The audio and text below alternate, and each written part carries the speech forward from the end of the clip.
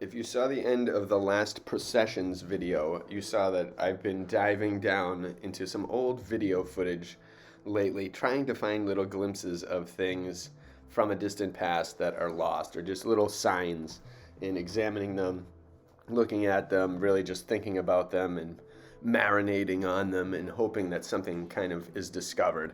And so I have four videos in this video, and they are awesome. They're all from the early 1900s, so they say, but I think they're right.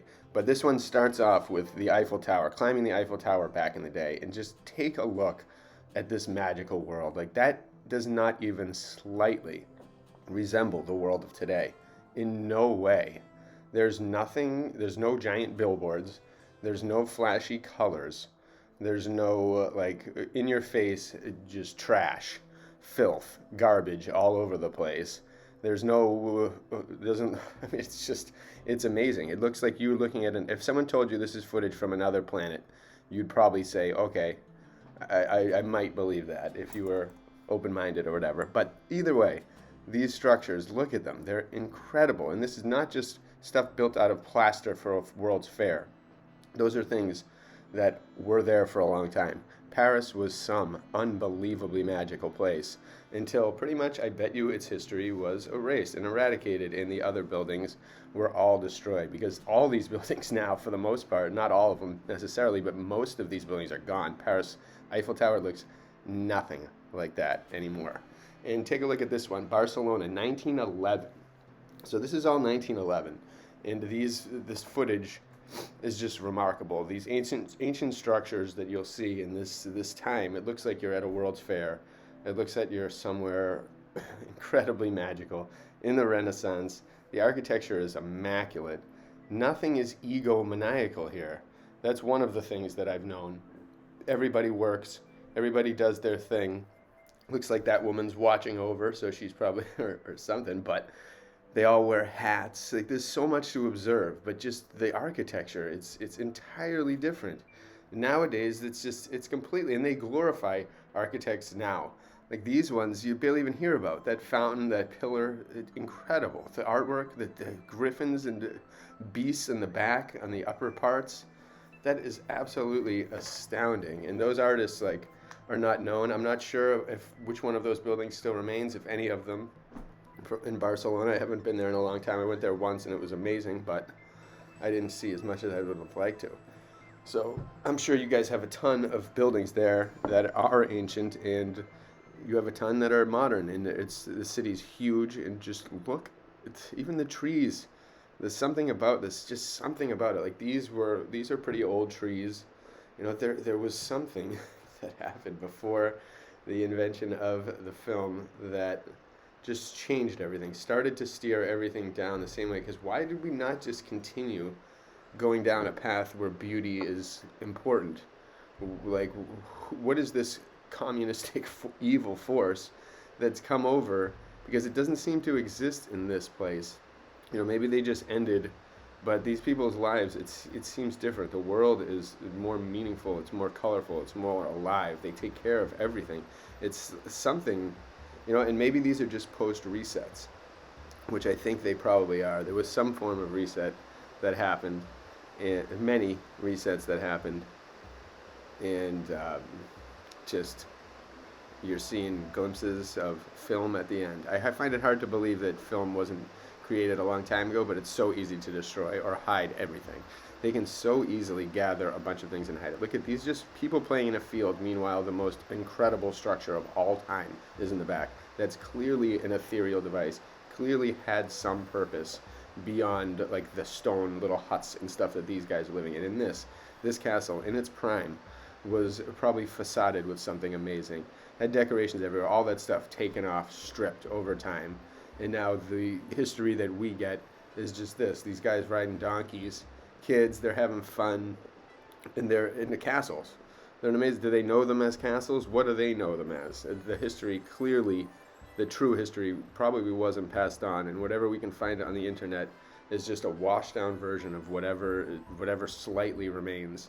But even these people probably had no idea at this time, and they were closer to the reality. We are very far away with so much manipulation and just psychological warfare aimed at us to make us not even think certain things. I bet you we've been steered to not even fathom what is really responsible for these pillars.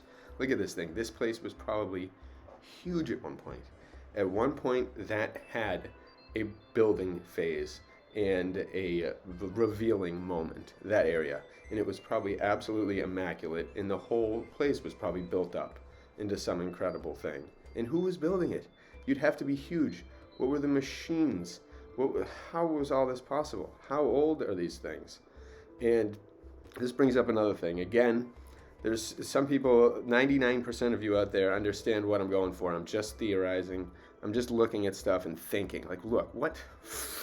That clearly, again, looks like it's been stripped of stuff. It's metals, it's golds. Like, what could that possibly be? How could humans like us have a need for that and have a way to build that and have a science that guides us towards creating buildings and architecture like that, combining science with architecture? We have no idea. And so what I'm saying is I am theorizing, and some people are like, dude, read an art book, read an art history book. And I'm like, I could read a book and recite from a book, but I'd like to think and imagine on my own. So that's the path I'm going on. I know you all get it. The few stragglers out there, oh well. But look at these places, the Arco di Santa Maria. That place had to have been connected to everything at one point. Was it just music?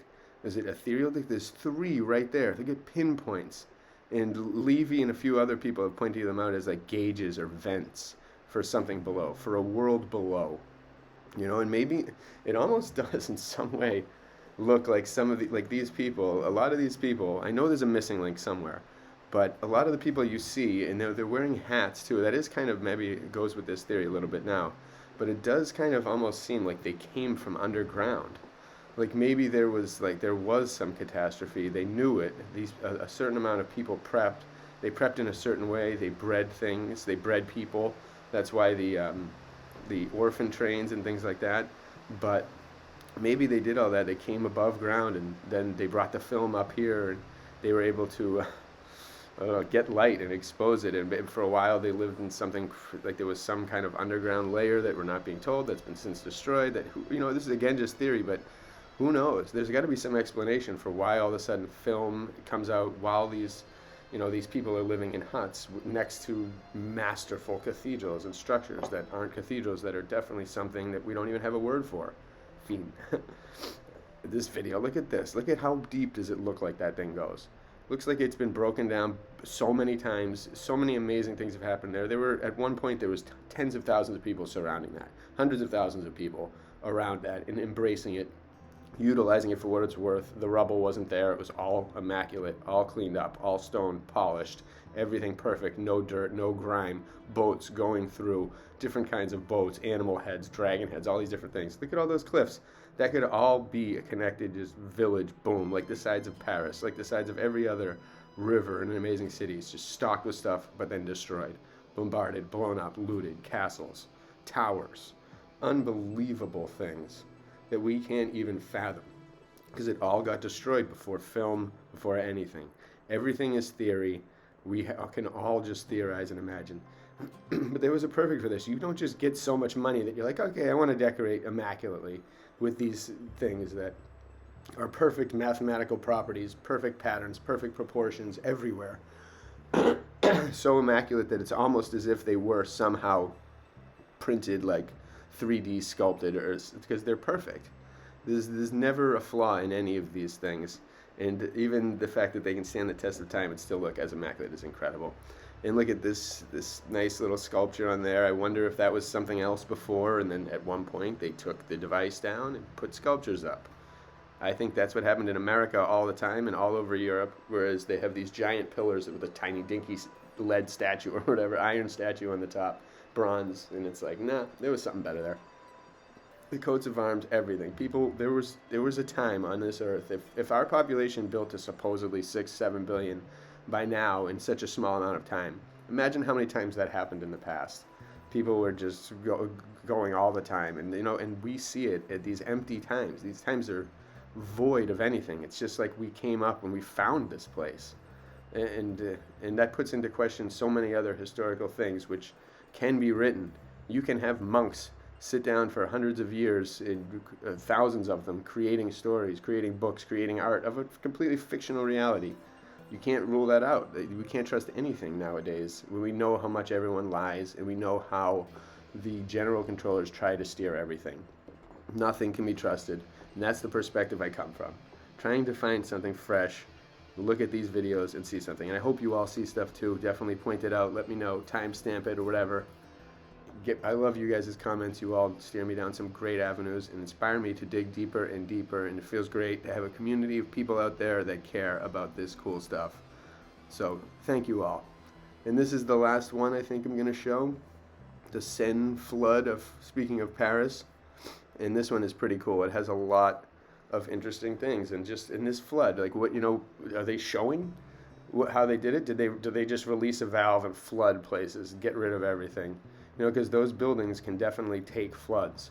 Wooden buildings all over the world, which probably filled in the gaps between these massive stone buildings, would just be eviscerated in fire, gone. Eviscerated in a flood, done. All the wood gets taken away, it decomposes in time, flows to wherever, some source piles up, and then you get everything back. The people move out, the people die, things happen for a while, the stuff's terrible, and then you plug up the drain it back into the hollow earth or whatever, and keep it going.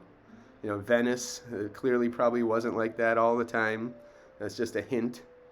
The Seine flooded, all these different cities flooded. Amsterdam, there are a lot of them based on canals, ancient, so ancient. And we can never fully envision what these places were like. Even if we were to raid the Smithsonian and get those visual things, those visual structures and the visual treasures, we'd get such a great glimpse. But we'd still, we've been so different, we've been so trained, we've been so just altered over time. But I still do think we have the miracle and we are capable of bringing everything back and grasping all of this magic. But it's going to be tough. We have a long road ahead because we've had a lot against us, a lot of evil against our good, perfect, beautiful natures. And it starts with our history. They lie to us about our history. They lie to us about the shape of our universe. And people are like, oh, what does it matter? Or the people that are the fakes are like, oh, what does it matter? Or the people with the big voices that the companies push. What does it matter what the shape of the earth is? It matters big. It's a huge thing. What does it matter what our true history is? It's not taking place now, and I do believe in the massive importance of the present moment. But the present moment can be enhanced by a knowledge of history and not having the present moment be filled with deception of where we came from or what we're on or how important and amazing life is. We can't be deceived in the present and have it be great. We have to know and we have to be open. And these glimpses are just amazing. They show us of a time that is so different than ours and is so refreshing, so calm, so patient, and so beautiful. And the architecture is so incredible. And they always wear the hats, and I wear hats all the time. I've always been a hat person like my entire life. And so I'm always curious about why they always wear hats, and the underground coming out is maybe one solution for that. But look at these buildings, my God. They're amazing. And then those ones look a little more like normal, but then also the stone on the side, maybe was an ancient one and collapsed, like how we repurpose some ancient ones now and piece it together. They could have done that time after time after time. Railroad drain pumps.